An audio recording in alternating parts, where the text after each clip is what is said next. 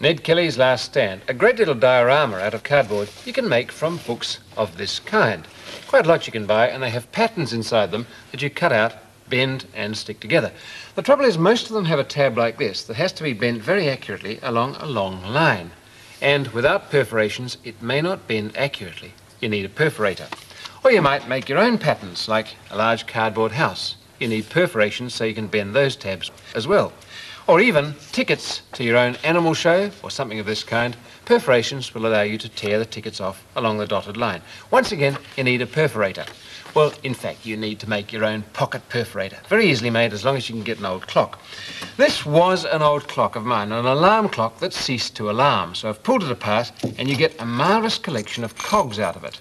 All sorts of sizes, and you either need one like this that has a spindle fixed through it, or you need one like this that has a hole through it. I'm going to work with this because it's a little bit harder. If you can do this, you can certainly do that. Let's take that cog and begin. We're going to need a handle too, so let's go to here. I've put a piece of doweling in a vise. It can be doweling or square section, doesn't really matter.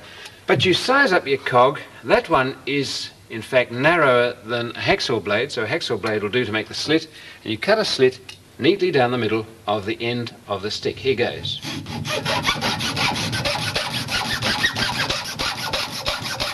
And that should do. It's going to be a guide for the wheel, because if the cog is held up there, you can see it slips neatly into that and moves back and forth without falling out. And we need an axle across there, so we take the cog out, use the hacksaw again to make a V. Watch your fingers. Like that. And if you want to finish the job well, you can get a file and round the whole thing out. Well, I've done that to save time. Let's see how it comes up. There we are, there's the handle. In this case it's square. There's the slit, the cog goes in there, and there's the trench that takes the axle.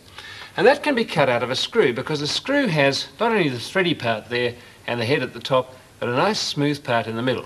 If you hacksaw off the thread, hacksaw off the head, you get that, and as long as it fits through the hole in the middle, you get that. And notice that the axle is down below the level of the wood.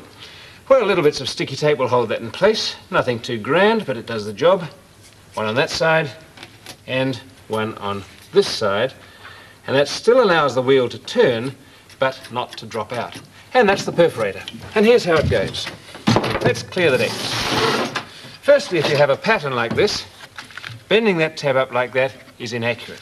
So let's put a ruler along there, right along the line, and run this wheel. In the case of cardboard, I'd say about once, let's get it accurate, 2, 3, even 4 times. That means that that tab will now bend accurately along the perforations.